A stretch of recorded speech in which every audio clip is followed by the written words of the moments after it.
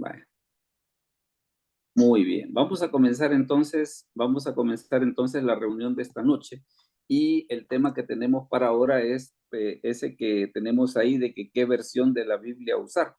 Esto de qué versión de la Biblia usar tiene que ver con aquello de que muchas veces, por ejemplo, se da la situación de que a veces personas inconversas o inclusive, por qué no decirlo, a veces hasta creyentes están con esa situación de que mire, ¿y qué versión de la Biblia será mejor, no? Como que si hubiese algún tipo de Biblia que puede ser mejor que otra.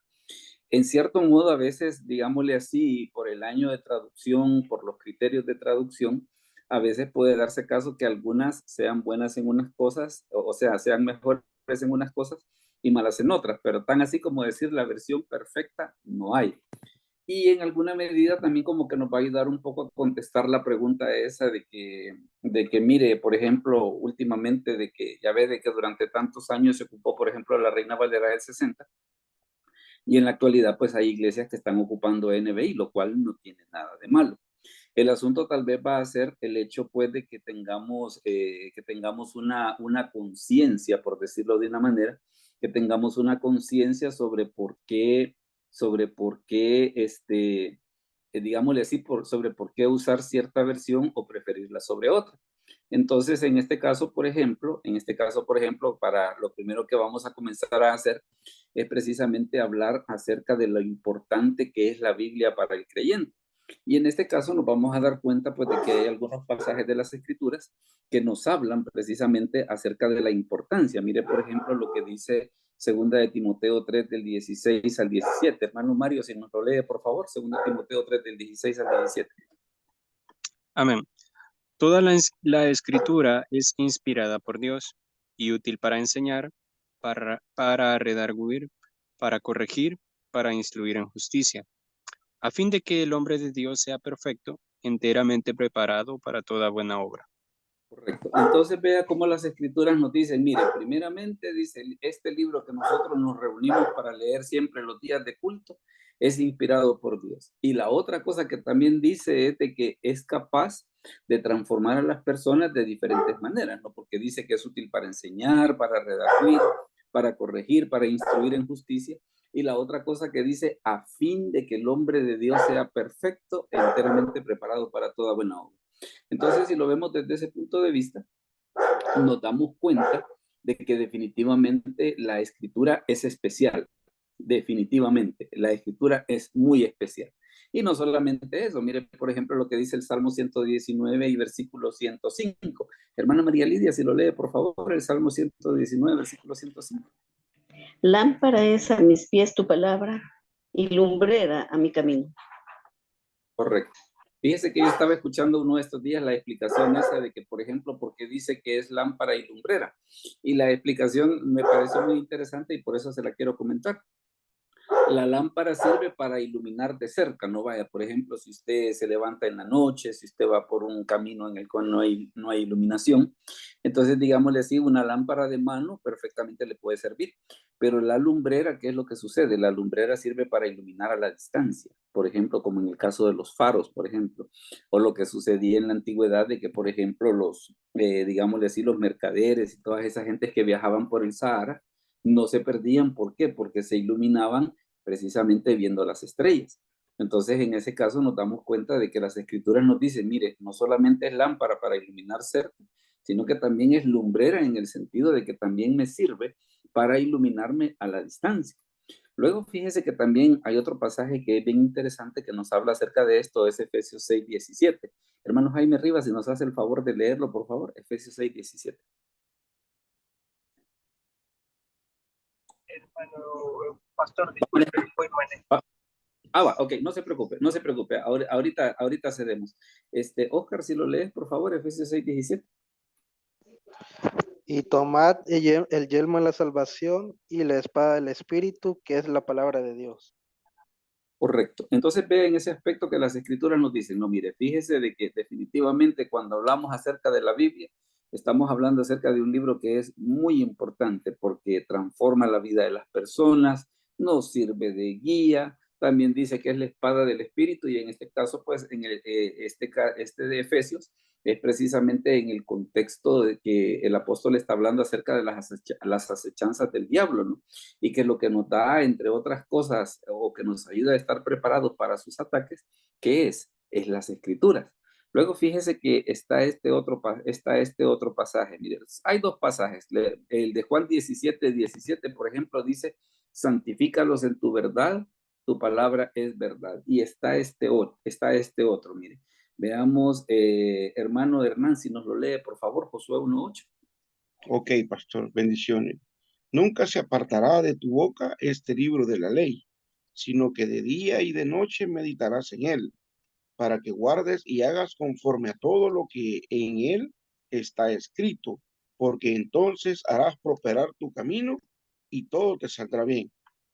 Correcto. Entonces, puede usted darse cuenta de que, mire, aquí podríamos pasar un buen rato viendo y analizando aquellos pasajes de las Escrituras que nos dicen, mire, y la Biblia es útil para la vida de la iglesia, la vida es útil para la vida de cualquier persona. Claro que sí, claro que sí. Pero entonces es aquí donde viene precisamente la cuestión esa de poder decir, bueno, ok, ya las Escrituras nos dicen, mire, la Biblia es importante. Pero y entonces la cuestión es a la hora de las horas, ¿cuál versión se supone que nosotros vamos a utilizar? Vaya, nosotros, por ejemplo, digámosle así que la versión de combate, pues, que nosotros utilizamos, ¿cuál es? Es la Reina Valera del 60, aunque se dan situaciones, por ejemplo, de que y en otros lados que no se ocupa esa versión. Yo recuerdo, hermana María Julia, que la vez pasada usted nos estaba comentando que había estado en un congreso, no sé qué cosa, que no ocupaban Reina Valera del 60, sino que como que ocupaban una versión diferente. ¿Eh? ¿Qué era? ¿Congreso? ¿O qué se suponía? ¿O qué era, perdón? Ay, no recuerdo, pero sí es que yo siento que no utilizar todo el grupo la misma versión, hasta yo me siento incómoda. Y tal vez en todo el grupo usted era la única, o tal vez había una persona más que ocupaban Reina Valera del 60, usted. Y hay gente que yo, gracias a Dios, ya tengo como el criterio, ¿verdad? De que no importa, que solo es una versión. Pero hay personas que, yo tengo una hermana que me dice, ¿y qué tal si no incluir los otros libros que tiene la latinoamericana? O sea, ella dice, ¿qué tal si esa es la verdadera? Porque esa tiene otros libros que la de los evangélicos, dice ella.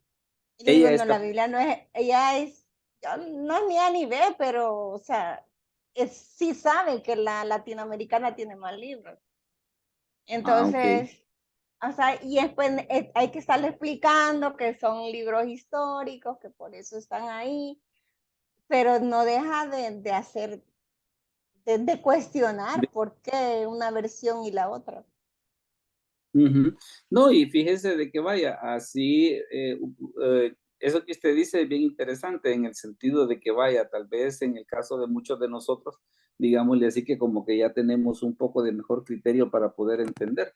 El asunto está a veces, por ejemplo, y a veces hay que tomarse el tiempo, por ejemplo, de poder explicar, por ejemplo, a las personas sobre, mire, sobre qué es lo que sucede con las versiones. Y fíjese que tal vez hay una cosa que hay que tener en cuenta respecto a las versiones y por qué, por ejemplo, es que existen tantas versiones. Una de las razones por las que precisamente existen varias versiones, vaya, por ejemplo, si hablamos acerca de Reina Valera, por decirle algo. Esta es la primera, por ejemplo, la de 1569, está la de 1602, se hizo una en el siglo XVIII, está la de 1909, la de 1960, la del 77, la del 95. Entonces, como que está aquella cuestión de decir, bueno, mire, ¿por qué no se quedan solo con una? Pues lo que pasa de que con esto de la Biblia, y es bien interesante, y hay que tener en cuenta esto, de que a veces, por ejemplo, ¿por qué se hacen las revisiones? O por qué, vaya, por ejemplo, en el caso de Reina Valera, NBI también ha tenido un proceso similar, Dios habla hoy también ha tenido un proceso similar, pero ¿por qué razón es eso? Porque una de las cosas, por ejemplo, que a veces estas versiones pretenden es, por ejemplo, la actualización del lenguaje. Vaya, vamos a ver algunos ejemplos sobre a qué me refiero con la actualización del lenguaje.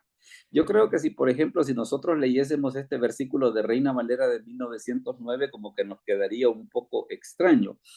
Miguel, si nos ayudas, por favor, con esa cita que está en pantalla, pero así como está en 1909. Proverbio 21:9.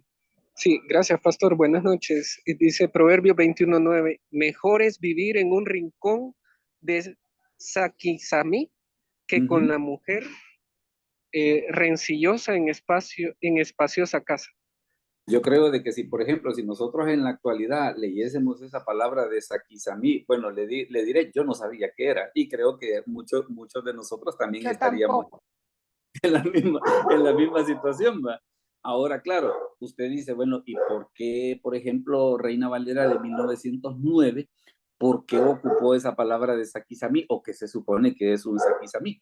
Ahora, mire qué es lo que pasa, por ejemplo, con Reina Valera del 60. Mire lo que dice Reina Valera del 60, hermana María Julia, mire lo que dice. Mejor es vivir en un rincón del terrado que con María Julia, perdón, que con una mujer rencillosa en casa espaciosa. Ya entendí la indirecta. Pero vaya, pero vea una cuestión, ¿qué va de Saquizamí aterrado? Ahora, usted dice, mire, ¿y qué pasa con Saquizamí? Es que esa palabra en el español existe, pues.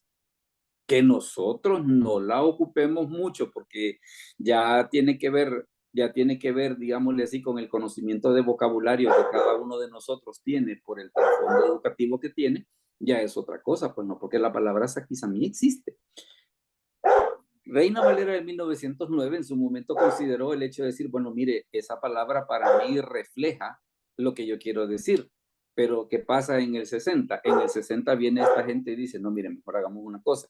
Como esa palabra de Saquizamí va a sonar un poco extraña, mejor lo que hagamos es que busquemos una palabra que sea como más adecuada, ¿no? Mire, por ejemplo, este otro caso, por ejemplo, Lucas 21:1. Lucas 21:1. Hermano Juan Castro, si nos lee, por favor, Lucas 21:1. Amén, pastor. Y mirando, vio a los ricos que echaban sus ofrendas en el gasofilacio. Va a disculpar que no tengo los lentes, pastor. No se preocupe, no se preocupe. No, es que la palabra Gasofilacio. Amén, ahí las disculpas del caso, pastor. No se preocupe, pero la idea está clara. Inclusive usted puede notar en 1909. Con lentes me cuesta leerlo, hermano Hernán. No digamos sin ellos. No digamos sin ellos. Note una cosa, por ejemplo, que ocurre en Reina Valera de 1909, que por ejemplo, vio está tildado. La A está tildada. Entonces, ¿pero por qué razón es eso? Porque en la época de 1909 eso era correcto, pues. O sea, vio, se tildaba, la A se tildaba, cosa que ya en el 60 ya el lenguaje había cambiado. ¿Y qué es lo que sucede? Mire cómo dice en Reina Valera del 60. Dice, levantando los ojos, vio a los ricos ofrendas en el arca de las ofrendas, pero que va del arca de las ofrendas al gasofilacio. Ahora, claro, usted viene y dice, mire, ¿y esa palabra de gasofilacio qué es? Lo que sucede es de que esa es la palabra que se emplea en el texto griego precisamente para hablar acerca del lugar donde se echaban las ofrendas. Es esa palabra de gasofilacio. Entonces, lo que hace Reina Valera, perdón, lo que hace Reina Valera de 1909 al utilizar esa palabra es correcto, pues. Pero aunque la traducción es correcta, pero ya para los lectores del 60 o en este caso que estamos en el 2023, pues mire, ya como que una palabra así no deja de sonar un poco extraña, pues. Entonces, ¿qué es lo que vienen hacen las versiones? Lo que van buscando es precisamente hacer la actualización del lenguaje. Y es por eso que nosotros notamos, por ejemplo, en el caso de Reina Valera, que hay varias traducciones, hay varias versiones, NBI tiene varias versiones, Dios habla hoy tiene varias versiones. ¿Por qué razón? Porque lo que van buscando es actualizar el lenguaje. Mire esta, por ejemplo. Hermana María Lidia, si nos lee Isaías 7:14 en 1909. Por tanto, el mismo Señor os dará señal.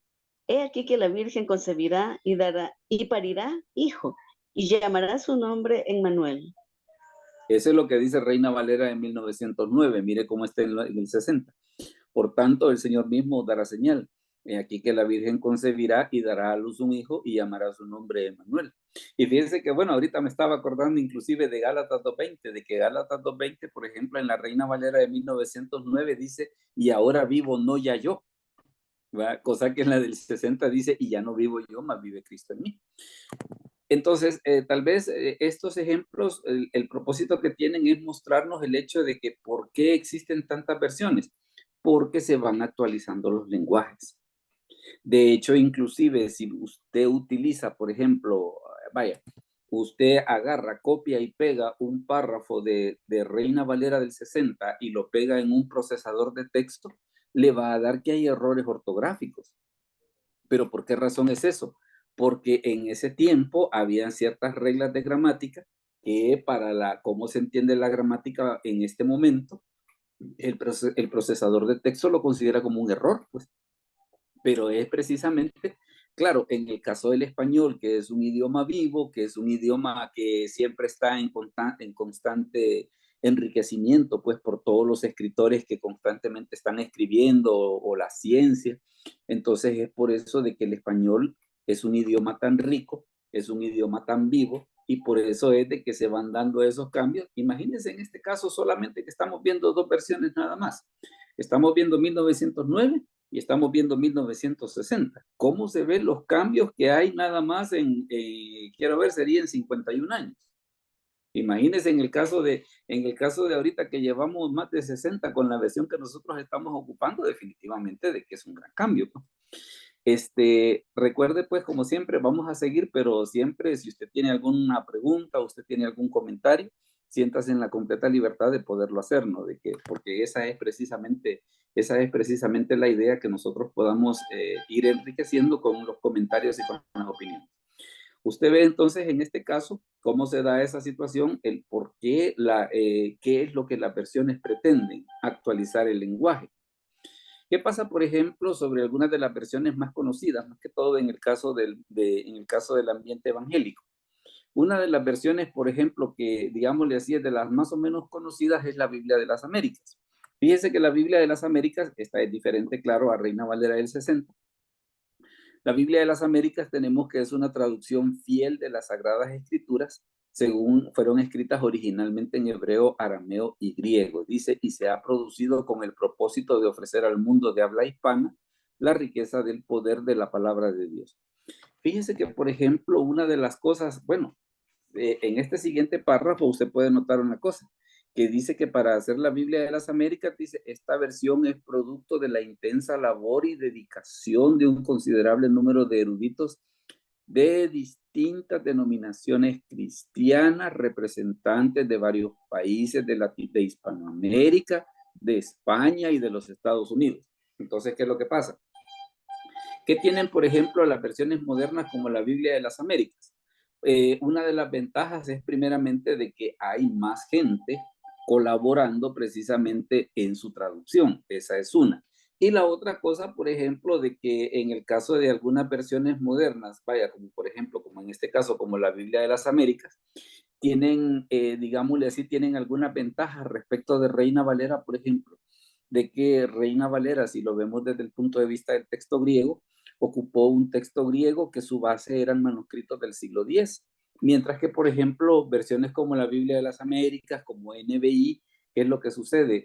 Ocupan un texto griego que sus manuscritos son bases del siglo IV.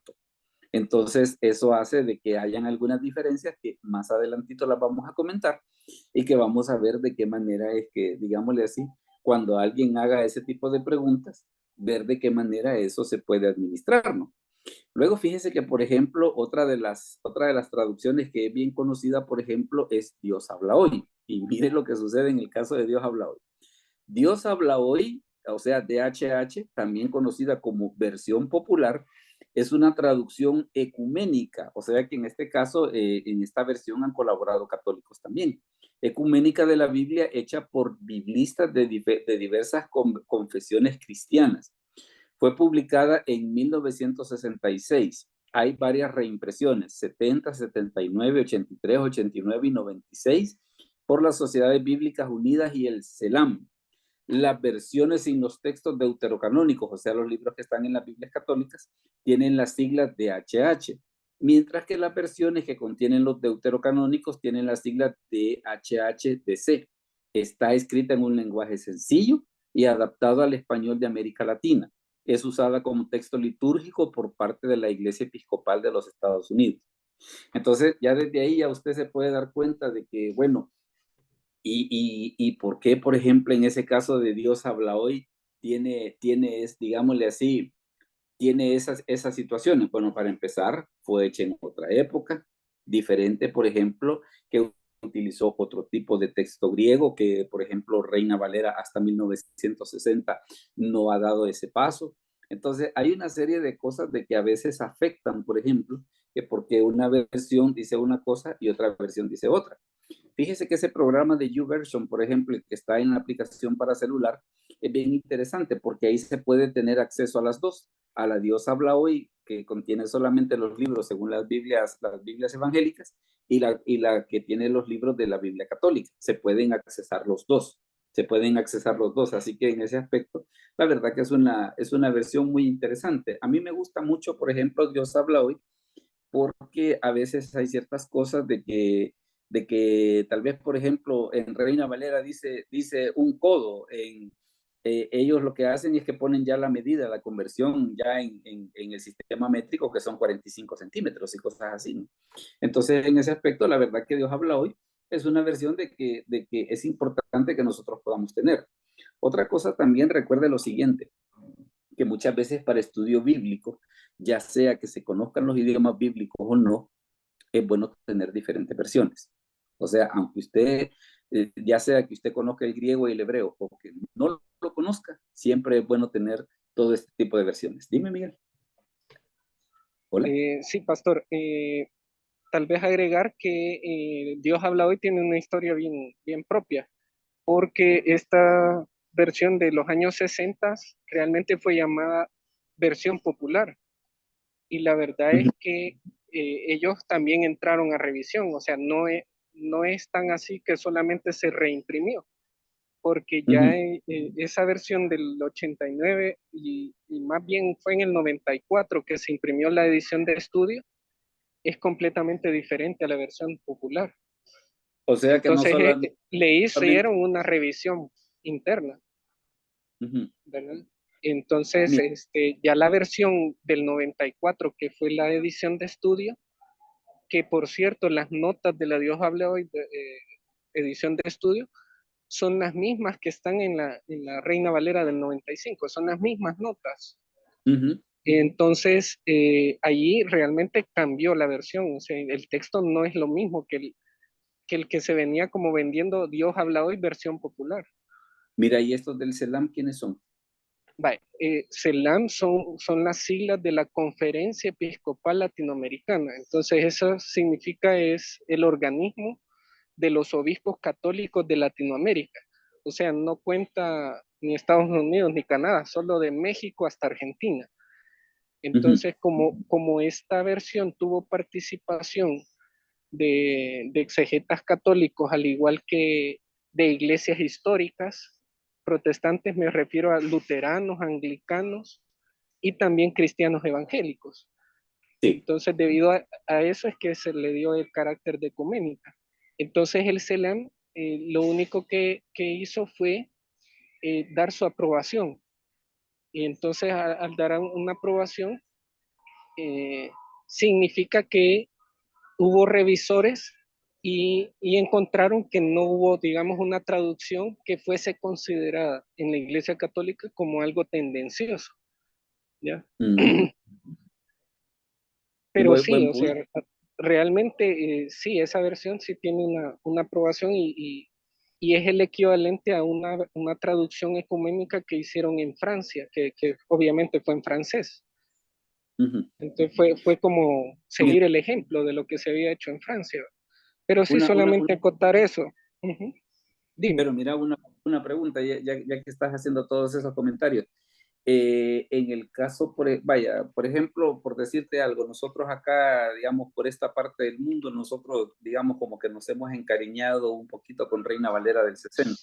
En el caso del Claro. mundo católico, por ejemplo, en Latinoamérica, ¿cuál es, por ejemplo, la versión que la feligresía prefiere? Es muy difícil para mí responder esa pregunta porque está por regiones. Por Vaya, ejemplo, en la Argentina hay una versión que se llama la Biblia del Pueblo de Dios, que por cierto está en el sitio web del Vaticano, se puede leer en español, eso es una versión libre y es oficial en la Argentina desde hace muchísimos años. Pero yo creo que el cambio con las Biblias en español desde el punto de vista católico comenzó porque la verdad es que desde el siglo XVIII, XIX se venía venerando únicamente traducciones de latín, hasta que en 1944 ya se comenzaron a hacer versiones directas del hebreo y del griego, que es la famosa Biblia Nácar Colunga. Esa fue la primera. A mí me llama la Eh, atención porque a veces he visto, por ejemplo, que hay sí, muchos católicos, por ejemplo, la latinoamericana. sí, sí. Entonces, yo creo que la respuesta a tu pregunta es que está sectorizada por regiones y por grupos. Por ejemplo, grupos conservadores, por decir algo, Opus Dei, todavía leen Nácar Colunga hasta el día de hoy y Ok, todavía se imprime. sí. Grupos, por ejemplo, que hacen exégesis a nivel católico leen Biblia de Jerusalén. Ah, esa es la que ellos Digamos, a prefieren. nivel universitario, a nivel, digamos, del más élite, digamos, igual se usa en predicaciones. Ajá, pero digamos que, por ejemplo, sería como la preferida por teólogos, por poner un caso. Sí, sí, sería la Biblia de Jerusalén.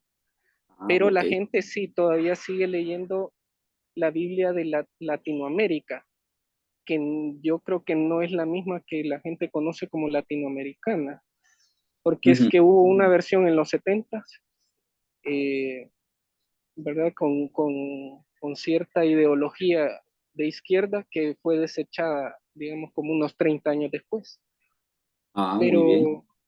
Pero sí, digamos a nivel popular, digamos aquí en Centroamérica todavía se lee personas, tanto del campo como de la ciudad, pues todavía sigue siendo la versión Latinoamérica bastante popular. O, por ejemplo, Sí. digamos, el filigrés que asiste normalmente a misa, por decir algo. Ese es un tema aparte, ¿verdad? Porque la mayoría de los feligreses católicos no tienen como mucha devoción. Digo, la inmensa mayoría, pero sí hay un buen número Sí, yo veo que que sí las leen. Sí, hay Bueno, pero mire, bastante. Pero sí, pero yo respaldo tu opinión, ¿verdad? La Dios habla hoy, por ejemplo, a mí el libro de los Salmos me encanta. O sea, como una expresión más lírica, eh, es como es muy hermoso la traducción de los Salmos, ¿verdad? no, y a mí, por ejemplo, esta Dios habla hoy, me gusta, por ejemplo, por ese juego que hacen, por ejemplo, en el caso del Antiguo Testamento hebreo Septuaginta, ¿verdad? Por aquello de que a veces aquellas partes que, por decirte algo, en el texto hebreo para nosotros pueden sonar un poco extrañas, generalmente en la Septuaginta emplean como que quizás ellos como que están un poco entre ellos y nosotros, como que encuentran a veces soluciones interesantes. Claro. Ya te dejo continuar con tu exposición, solo una nota más. Y Sí. es que esta diversidad de traducciones que ahora tenemos, o sea, esto no es nada nuevo. Esto nació del cristianismo, o sea, desde el siglo II hubo cristianos que no hablaban griego. Y entonces la Biblia comenzó a traducirse al arameo siriaco, al etíope, al árabe, al latín, desde el siglo II. Y, por ejemplo, los padres de la iglesia y los escritores ya en el siglo IV y V ya se daban cuenta que una versión en un idioma decía una cosa y en otro idioma decía otra cosa. O sea, esto no es algo moderno, pues que tengamos diversas versiones, ya las tenían en la antigüedad también. Y lo que pasa, Isabel, por ejemplo, y para todos los demás que están escuchando la conversación, parte del asunto es porque quieras o no, en algún momento a veces como que la gente pregunta, pues y más ahora que estamos con eso de que prácticamente con internet la gente puede escuchar aquello de, entonces quiere decir de que no solamente existe la Biblia que yo uso, sino que también existen otras más. Pues. Entonces, como que está la cuestión esa de que bueno, y que podemos opinar al respecto, o aquella cuestión de que, por ejemplo, y en base a qué se ha tomado la decisión de que ocupemos la Biblia que nosotros ocupamos. Vaya, la exposición esta que tú hiciste, por ejemplo, de decir en el mundo católico, pues está un poco sectorizado. En el caso del evangélico también ocurre otro tanto, ¿no? Porque se está dando una oleada en el sentido de que hay personas que ya como que están, como que ya le ven un poco el feo a Reina Valera y ya consideran mejor NBI como una mejor traducción. Entonces, vaya, pero son situaciones de que en este caso, por ejemplo, de Dios habla hoy, y lo que a mí me llama la atención es precisamente la colaboración de parte de teólogos católicos. Más adelante, por ejemplo, vamos a ver un Nuevo Testamento griego en el que también los católicos han tenido su cuota, porque lo que sucede es que a nivel de teología prácticamente no hay diferencias importantes. Bueno, yo recuerdo que una vez que andaba en el CETECA de Guatemala, que es un seminario evangélico, el CETECA tenía su librería y en la esquina de enfrente había una librería católica. Y habían veces que, por ejemplo, les encargaban libros a los estudiantes de teología y cuando se acababan en la librería del CETECA, aquí les bajas de tus poquitas, me hace favor. Cuando, digamos, se les acababan los libros en la librería evangélica, les decían que lo fueran a comprar a la librería católica porque tenían exactamente los mismos libros que Gesenius, que todo ese tipo de cosas así por el estilo. ¿No? Entonces, es bien interesante en ese aspecto cómo ya en ese nivel, pues como que el pensamiento es un poco diferente. Y para todos aquellos que también están en este momento en la reunión, como que es un punto que es importante que nosotros podamos considerar. Luego fíjese que también está esta otra traducción, mire, que es la traducción en lenguaje actual. Esta traducción en lenguaje actual tiene algunas curiosidades. Por ejemplo, dice, el equipo de traductores y revisores fue constituido por hombres y mujeres, otra vez, de diferentes confesiones cristianas, cosa que, por ejemplo, no ocurrió, por ejemplo, en Reina Valera de 1569, de varias regiones del mundo hispano y de distintas disciplinas.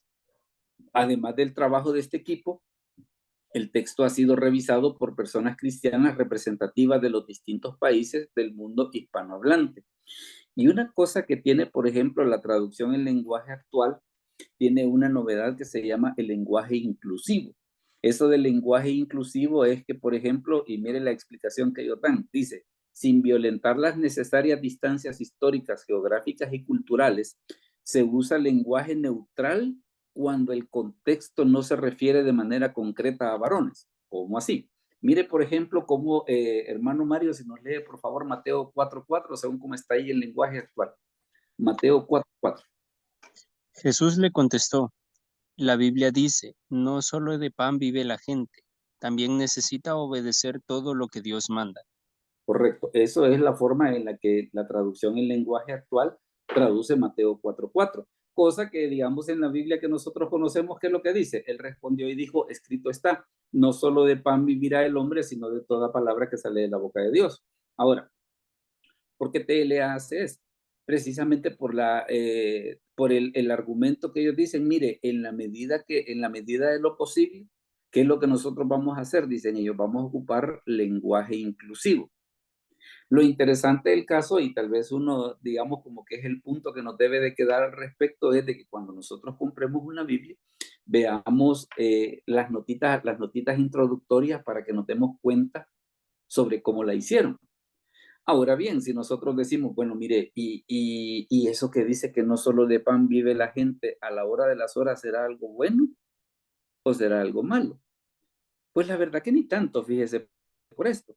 Porque lo que sucede es de que si queremos hacer el desempate, resulta que en el texto griego lo que se ocupa es la palabra antropos. Y antropos, ¿qué es lo que sucede? Antropos es una palabra genérica para referirse al ser humano. Está, por ejemplo, esta cuestión de la antropología. ¿Verdad? Entonces, de ahí precisamente proviene esta palabra antropos.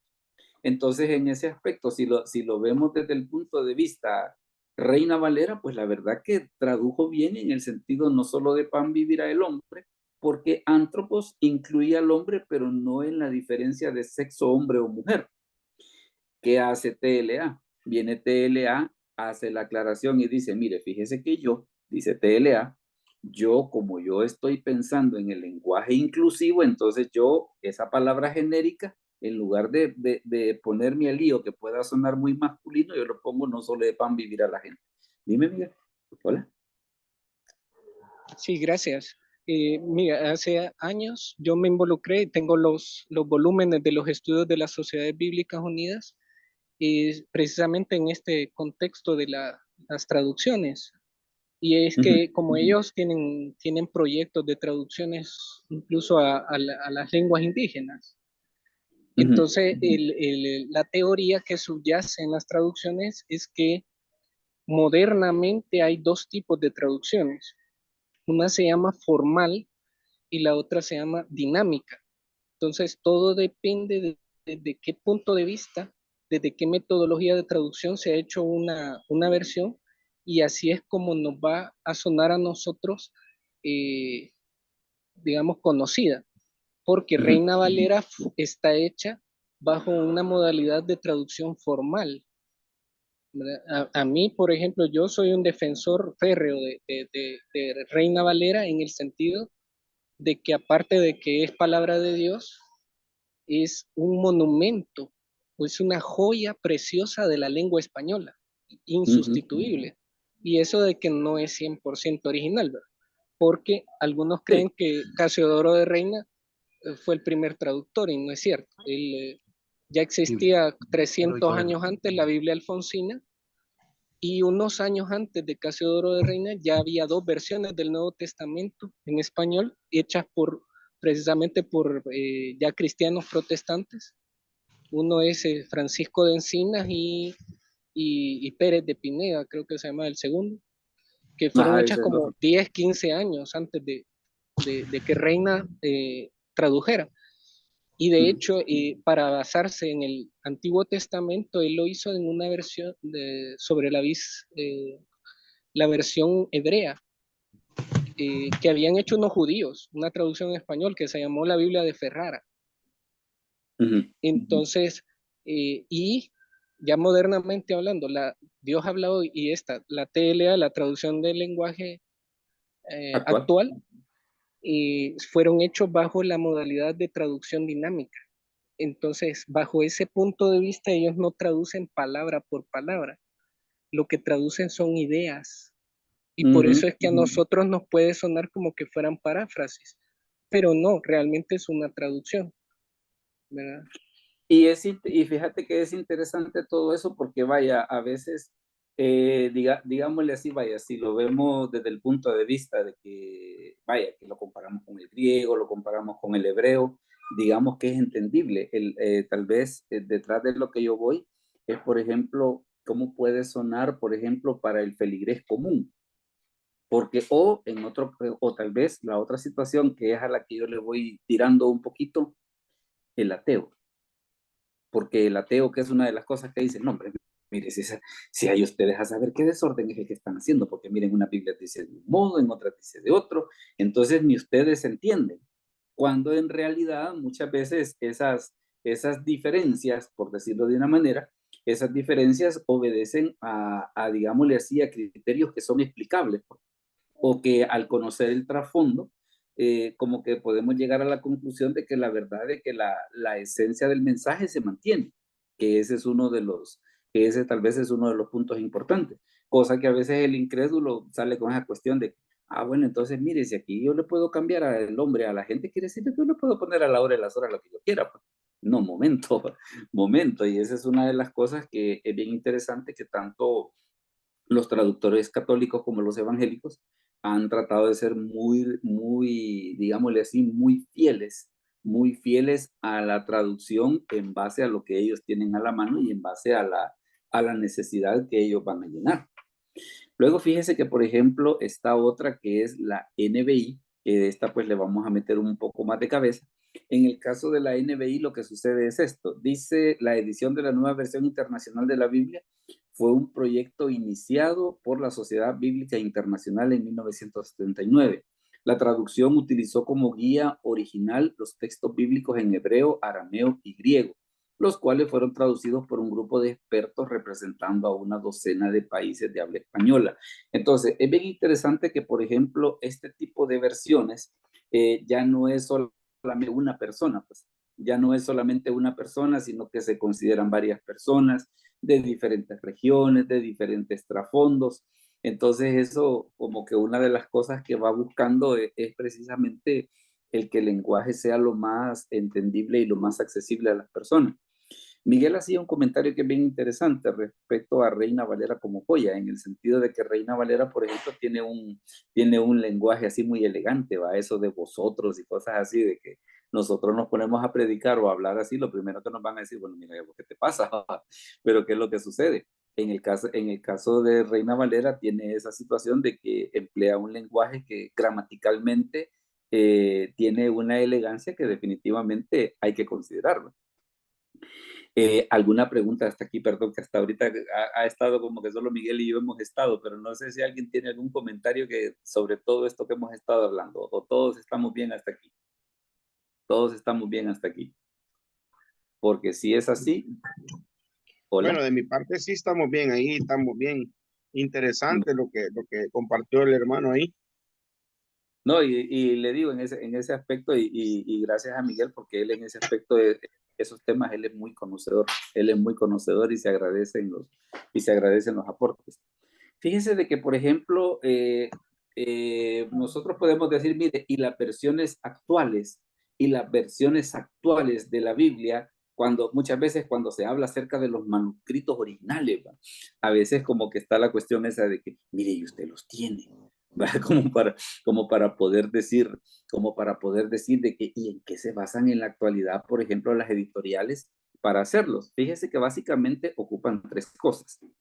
Si es para el Antiguo Testamento, ocupan, por ejemplo, la Biblia hebraica Stuttgartensia, que hoy por hoy, es, digámosle así, el texto hebreo base para la traducción del Antiguo Testamento, aunque ya se está trabajando en la Biblia hebraica quinta.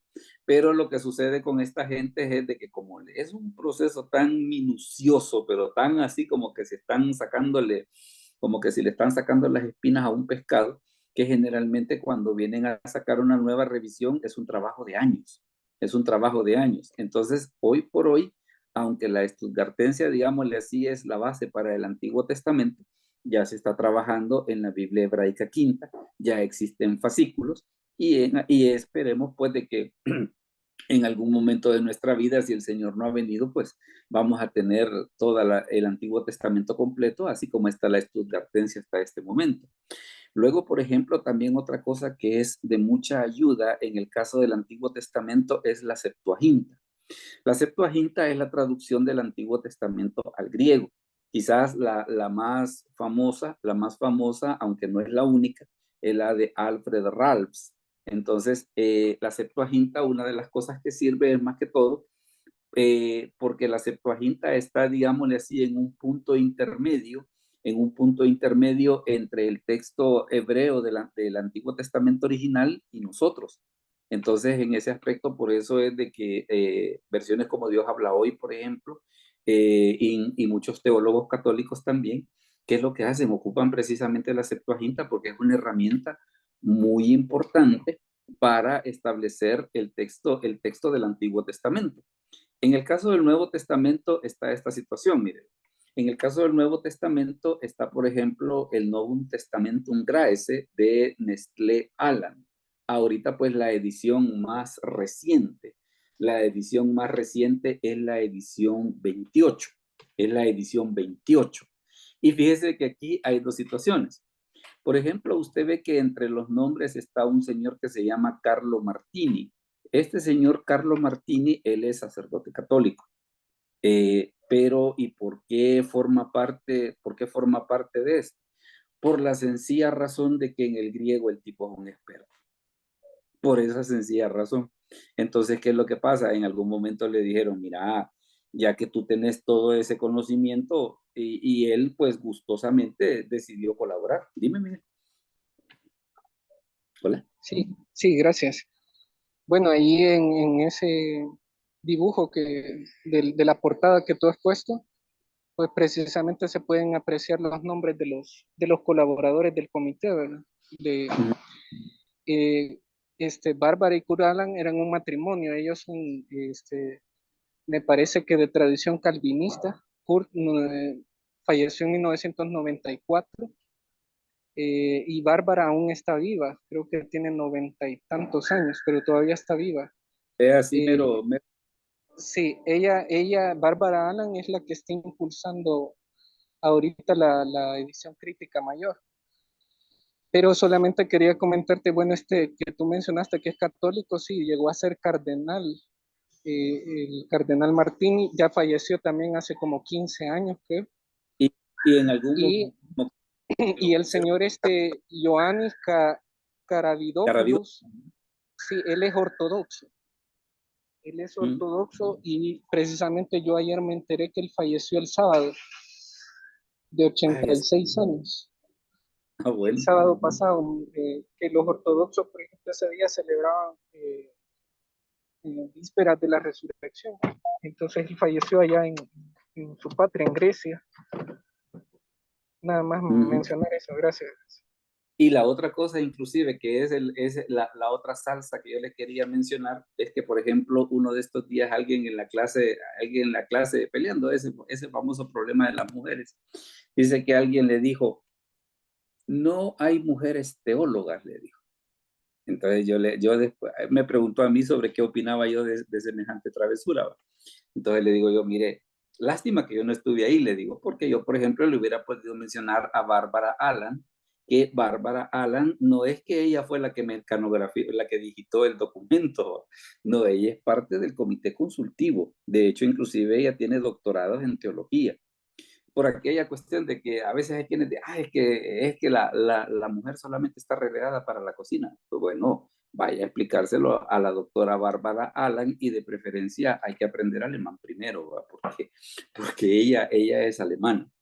Entonces, estamos en la cuestión esa de que vea usted cómo a la hora de las horas, tanto dentro de los católicos como dentro de los evangélicos, existen personas, o inclusive en este caso de Johannes Karavidopoulos, que se ve que hay personas de que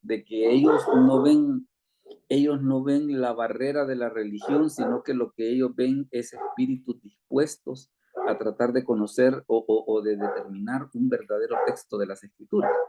Entonces, en este caso, por ejemplo, de Carlo Martini, según parece, inclusive hasta como que en algún momento fue candidato a ser papa, pero él declinó, ¿no? Por aquello de que su onda es, no, mire, yo lo mío es el griego, ¿va? Entonces el tipo era un experto y por eso fue que forma parte precisamente de este comité consultivo.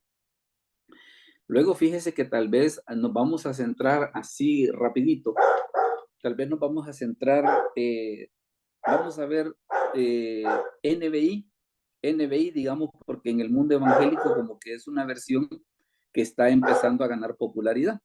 Vamos a ver NBI y vamos a ver brevemente la Biblia de los Testigos de Jehová, que tal vez ese como que sí sería el único pelo en la sopa que vale la pena pues de que nosotros podamos señalar.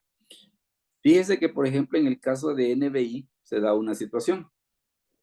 En el caso de NBI hay quienes la ven con un poco de desconfianza porque dicen de que, bueno, han acusado que NBI es hecha por ¿cómo se llaman esta gente? Por Illuminatis, por Soros, hay un montón de gente que han metido en esta conspiración.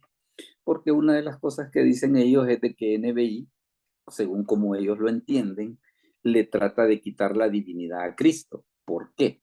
Porque si, por ejemplo, vemos Mateo 19:17, dice, él le dijo, ¿por qué me llamas bueno? Ninguno hay bueno sino uno, Dios. Mas si quieres entrar en la vida, guarda los mandamientos. Esta es la plática de Jesús con el joven rico. Mire lo que ocurre, por ejemplo, con NBI. Hermana Elsa, si nos puede leer Mateo 19:17, pero el párrafo en NBI. Amén, pastor. Dice, ¿por qué me preguntas sobre lo que es bueno? Respondió Jesús, solamente hay uno que es bueno. Si quieres entrar en la vida, obedece los mandamientos. Entonces, ¿qué es lo que sucede? Vienen los conspiranoicos y dicen, ya ven, dice, NBI lo que quiere hacer es que le quiere quitar la divinidad a Cristo. Cuando en realidad el por qué Mateo 19:17 menciona que el único que es bueno es Dios y NBI no lo menciona es por el tipo de manuscritos que cada uno está ocupando. Pues. Porque Reina Valera, ¿qué es lo que hace? Reina Valera, hasta la versión de 1960, ocupó el Textus Receptus, que son manuscritos del siglo X. Entonces, en ese manuscrito del siglo X sí está la palabra Dios. NBI, por su parte, que ocupa su base, son manuscritos del siglo IV, allí no está la palabra Dios. Entonces, por eso es que NBI viene y dice, mire, yo lo voy a quitar. ¿Sabe en qué momento sí estaría sospechoso? Estaría sospechoso que NBI lo hubiera quitado de estos otros dos lugares más que yo le voy a enseñar, cosa que no lo ha hecho. Mire, por ejemplo, en Marcos 10:18, Jesús le dijo, ¿por qué me llamas bueno? Ninguno hay bueno, sino solo uno, Dios. Esto es Reina Valera del 60. Oscar, léenos Marcos 10:18 por en NBI. ¿Por qué me llamas bueno? Respondió Jesús. Nadie es bueno, sino solo Dios. Ajá, entonces hubiera sido sospechoso que NBI lo hubiera quitado de aquí también. Pero de aquí, ¿por qué no lo quitó? No lo quitó por la sencilla razón, porque en el manuscrito del siglo IV, al igual que el del siglo X que tiene Reina Valera, ahí sí está la palabra Dios, pues, y por eso es de que no la quitan. Y el otro caso también, siempre siguiendo la misma lógica, en Lucas 18:19, Jesús le dijo, ¿por qué me llamas bueno? Ninguno hay bueno, sino solo Dios. Ahora mire lo que dice Lucas 18:19 en NBI. Hermana María Lidia, si nos lee por favor Lucas 18:19 en NBI. ¿Por qué me llaman bueno? Respondió Jesús. Nadie es bueno, sino solo Dios. Yo creo teoría de que él le quiere quitar la divinidad a Cristo si hubiera quitado la palabra Dios de los tres lugares. Si la hubiera quitado de los tres lugares, entonces yo le digo, no, mire, ahí sí le doy la razón, pero no. ¿Por qué lo quita solo en Mateo? Porque solo en Mateo es donde tienen ellos la diferencia de manuscrito entre los manuscritos del siglo X y los manuscritos del siglo IV. Solo en Mateo. En Marcos y en Lucas no existe ese problema. Por eso es de que en ambos casos, tanto Reina Valera del 60 como NBI, ponen la palabra Dios. Entonces, hay una gran diferencia en ese aspecto, por ejemplo, cuando nos ponemos le digo, y yo antes cuando no tenía el entendimiento de toda esta situación, le digo, a mí hasta me sonaba un poco extraño en el sentido de, bueno, ¿y quién será toda esta gente que está pagando todas estas travesuras? ¿Va? Pero no, en realidad es una cuestión que sencillamente es una cuestión de manuscritos. Ahora, claro, viene usted y dice, y bueno, mire, entonces yo puedo predicar de Mateo así como está en Reina Valera del 60. Claro, porque está respaldado por Marcos y Lucas, que sí lo tienen. Entonces no hay ningún problema. Si lo vemos, entonces no es que NBI le quiera quitar la divinidad a Cristo. No, sino que sencillamente en base a los manuscritos que cada uno toma como base, por eso es de que Reina Valera lo pone en el caso de Mateo, NBI en el caso de Mateo lo quita, pero en el pasaje de Marcos y en el pasaje de Lucas, los dos lo ponen porque hay tanto los manuscritos del siglo X como los manuscritos del siglo IV están de acuerdo. ¿No?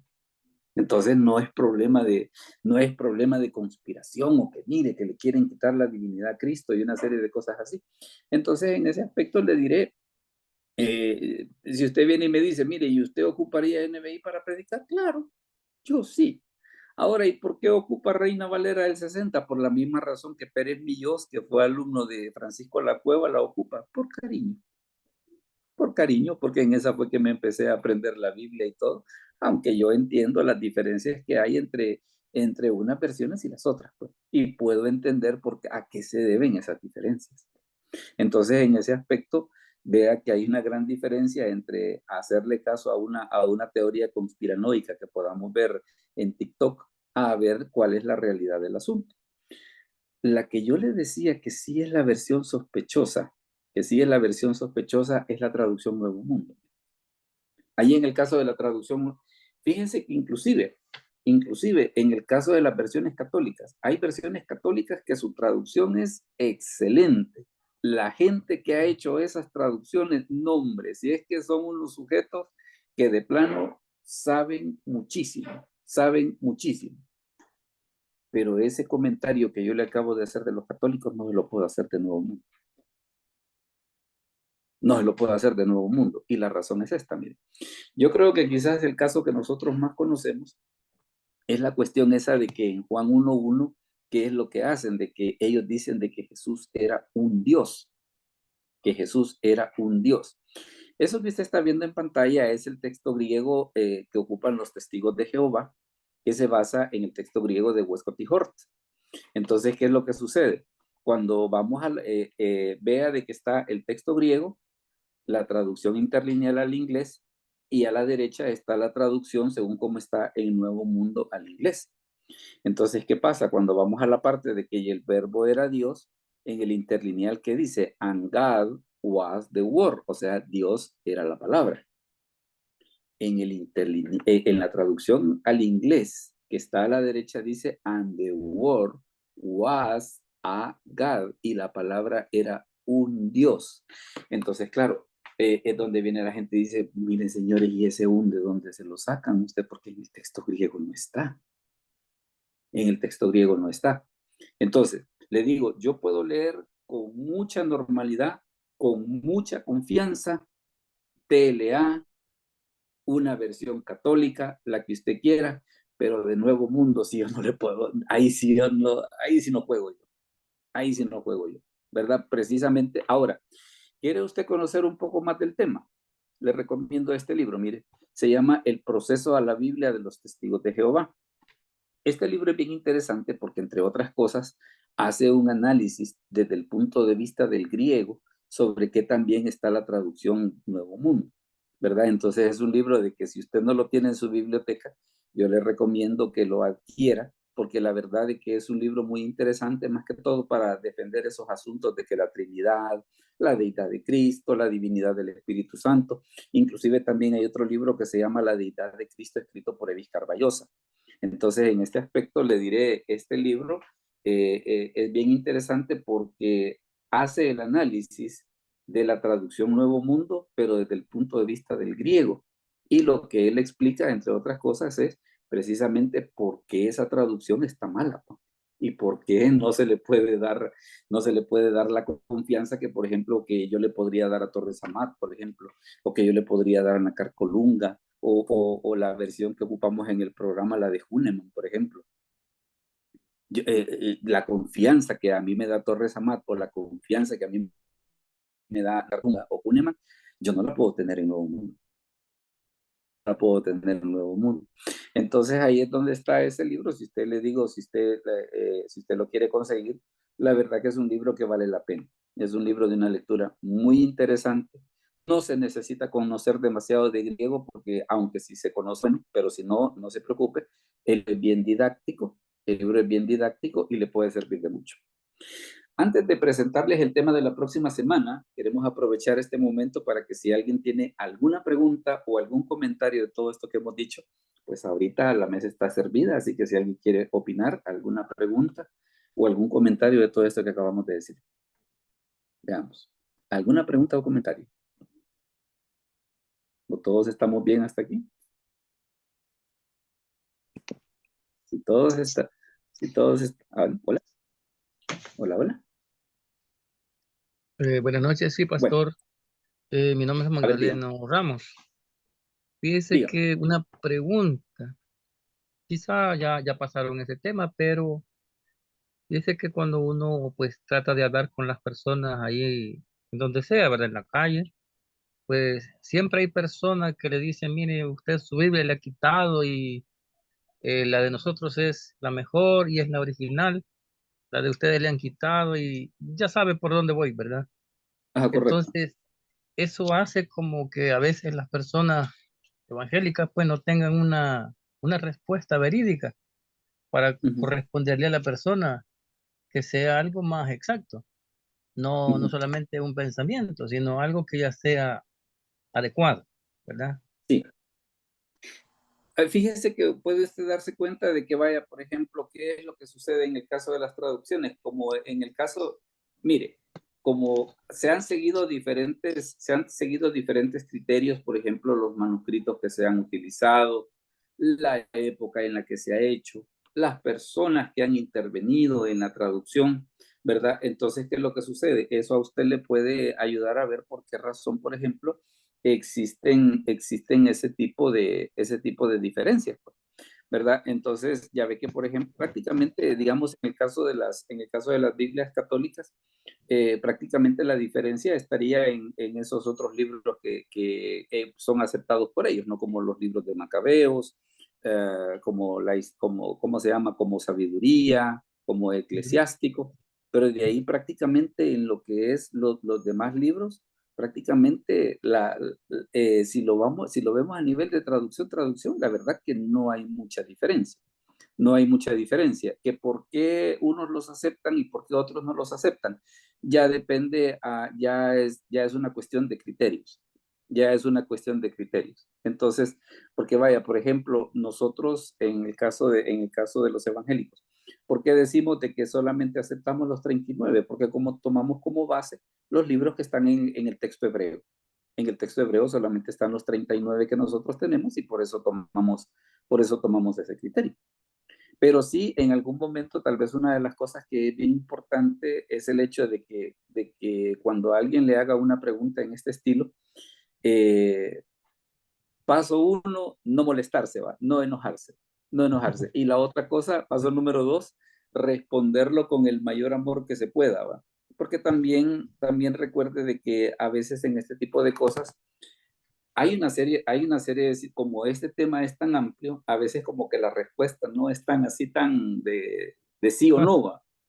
No es tan bien, ¿hola? Fácil.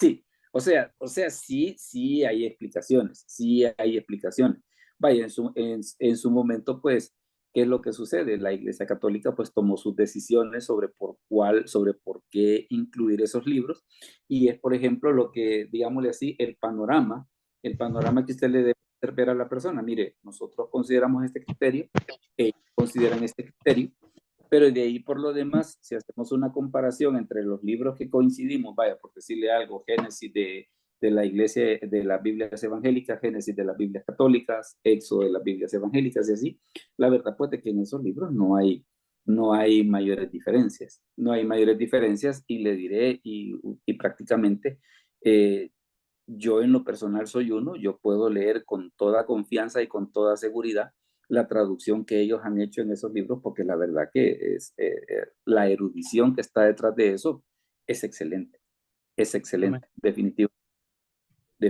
Está bien. Entonces, a él lo que puede hacer es ponerle en ese aspecto por qué existen esos dos criterios, ¿no? Y que lo importante del caso, y es el asunto al que no hay que desviar la atención, es el hecho de que independientemente de la Biblia que utilice, siempre está la cuestión de que la salvación debe de ser por fe en Jesucristo. Dime, Miguel. Sí, 100% de acuerdo contigo, pastor. Realmente ahí lo esencial es la palabra de Dios, ¿verdad? Yo creo que eso tiene una explicación más histórica. Diversas comunidades cristianas también, o sea, aceptan hasta el día de hoy algunos libros que otros no lo aceptan. Por ejemplo, la iglesia cristiana en Etiopía acepta como libro inspirado el libro de Enoch y el libro de los jubileos, y solo ellos en todo el mundo. ¿Cómo? Ahí ese pagaba fueron fama. Sí, jubileos y Enoch. Y entonces, pero también, aunque eso es lo que muchos cristianos le llaman apócrifos y se llaman deuterocanónicos, pero no crean que la historia de los libros canónicos, o sea, también tiene su encrucijada. O sea, muchos libros del Nuevo Testamento que nosotros llamamos palabra de Dios ahora, realmente no fueron aceptados de buenas a primeras, pues muchos del libro del Nuevo Testamento también son deuterocanónicos. O sea, por ejemplo, el libro de Apocalipsis era la Edad Media y muchas iglesias cristianas no reconocían que era un libro inspirado. Segunda de Pedro, segunda de Juan, tercera de Juan, o sea, muchos libros que tardaron, fue una cuestión de historia. Pero, pues si no se quieren complicar la vida, pues si un católico se pone que le han usted evangélico le ha quitado el libro, pues mire, póngale el embrollo y dígale, mire, muéstreme el versículo en el que Jesús haya citado el libro de Macabeos. Y con eso ya lo terminó, porque no hay ningún versículo. Sí, pastor, perdón, yo no levanto la mano ahí. A Sí, ver. la idea siempre es sacar de la ignorancia, como usted dice, con amor, ¿verdad? La idea siempre es decirle la verdad, porque yo tengo un dicho, es personal, por supuesto. Yo le digo a la persona, mire, a mí me interesa decirle la verdad por dos cosas. Una, que si usted lo lee, va a descubrir que yo le mentí. Y otra es que yo me las tengo que arreglar con Dios, porque Él me lo va a demandar. Entonces le digo, mire, Dios me va a demandar que le diga la verdad y usted puede descubrir la verdad. Entonces yo tengo que decirle la verdad por eso, ¿verdad? Sí. Fíjese que inclusive tal vez una de las cosas que es muy interesante en todo esto es el hecho de que nosotros nos informemos lo más posible para que, por ejemplo, vaya, porque yo ahorita digámosle así que yo le he dado una respuesta corta, pero podría ser, por ejemplo, de que en un momento esta persona quiera profundizar en algunas partes de su respuesta. Entonces ahí es donde es importante, por ejemplo, de que nosotros dediquemos ese tiempo, por ejemplo, para conocer ese tipo de cosas y ya empezar a conocer los pormenores, pues. Porque fíjense que inclusive vamos a empezar a conocer los pormenores, la verdad que es muy interesante. Es muy interesante empezar a comprender, digámosle así, las situaciones históricas que se dieron detrás de todo eso. Y le digo, y a la hora de las horas, como que queda aquella cuestión de decir, vaya, qué interesante ese ejercicio que hizo la iglesia de tratar de determinar cuáles eran, claro, siempre guiados por el Espíritu Santo, claro, de tratar de determinar cuáles eran los libros que debían de formar parte de la palabra de Dios. Bueno, ya ve que inclusive en el Antiguo Testamento se da esa situación de que, por ejemplo, hay libros como Esther, de que como no mencionan el nombre de Dios, o el libro de Cantares, que es sexualmente explícito, en algún momento, ¿qué sucedió? Eran libros de que decían, no, mire, esos libros no hay que leerlos usted. Entonces, ¿qué es lo que se ve? Que en ese aspecto es interesante, le diré, estudiar un poco también de esa historia, que bien hasta podríamos hacer otra charla aparte de esta, pues, porque la verdad que el tema es bien amplio. Yo ahorita digamos que lo que le he dado es una respuesta corta, pero no está de más el profundizar un poquito más al respecto. Amén. ¿Algún otro comentario más antes de mostrarles el tema de la próxima semana? Sí, tal vez alguna recomendación del libro de que me menciones sobre esto de la historia para... Ok. Fíjate de que uno que es bien interesante es uno que se llama Evidencia que exige un veredicto, de Josh McDowell. Ahí pues hay un análisis, por ejemplo, acerca de los manuscritos bíblicos, por ejemplo, de qué manera se fueron preservando los libros, digamos, el trabajo de los escribas, el trabajo de los masoretas. Es un libro muy interesante. Hay evidencia 1 y evidencia 2. En ese caso, compre el 1, porque el 2 se centra más que todo en aspectos de, por ejemplo, de diferentes corrientes teológicas, como la crítica de las formas y cositas así por el estilo, que ya es otra materia muy aparte, Pero sí, evidencia que exige un veredicto, el número 1, que por cierto no tiene número, sino que lo que tiene nada más es una cruz con un martillo de juez. Así que ese es un libro que le puede servir mucho para empezar a profundizar en el tema. Déjeme comentarle, ¿sí, Miguel? ¿Dime? Sí, con esto que hablaba el hermano sobre sugerencia del libro, también acá en la Sociedad Bíblica en San Salvador, que está ahí por Café Don Pedro, como creo que $5 o $7 vale, hay un libro muy bueno y corto que se llama Historia del Canon Bíblico. El de Camargo. Yo creo que ese... ¿Cómo? El de Camargo. El de Gonzalo Báez Camargo. No, ahorita en este momento no recuerdo el autor, pero es como, es bastante sintético y muy histórico, ilustra bastante esta historia del canon bíblico. Repetí el libro para tal vez, ya sé, el hermano Magdaleno. Historia del canon bíblico, se llama. creo que vale menos de $10. Está en las perfecto. sociedades bíblicas. Perfectísimo. Bueno, ahí para todos los presentes, pues ahí tenemos la opción. El tema que Bueno, vamos muchas a ver gracias, para pastor. Muchas el gracias, tema que pastor. la próxima semana es mire, ¿por qué David venció a Goliat? Vamos a meterle un poco al diente a cómo era la ondilla y se va a dar cuenta qué poderosa era esa cosa para poder hacer esa travesura. Así que hay varias cosas que vamos a ver la próxima semana. Desde ya están invitados el próximo miércoles 26 a partir de las 7 de la noche. No nos resta más que darle las gracias y vamos a orar para terminar. Oramos entonces. Padre, te damos gracias por este momento y gracias por esta noche. Te suplicamos que bendigas a cada uno de mis hermanos y hermanas que se conectaron esta noche. Bendice sus vidas, provee para sus necesidades, sana a los enfermos. Te lo agradecemos en el nombre de Jesús. Amén. Bueno, mis hermanos, entonces no queda más que agradecerles pues por habernos acompañado y esperamos pues de que puedan estar con nosotros para la próxima reunión. Muchas gracias, pastor. Bueno, Buenas Dios. noches, bendiciones. Buenas noches, bendiciones. Bueno, Dios Buenas les noches, bendiga. bendiciones. Amén.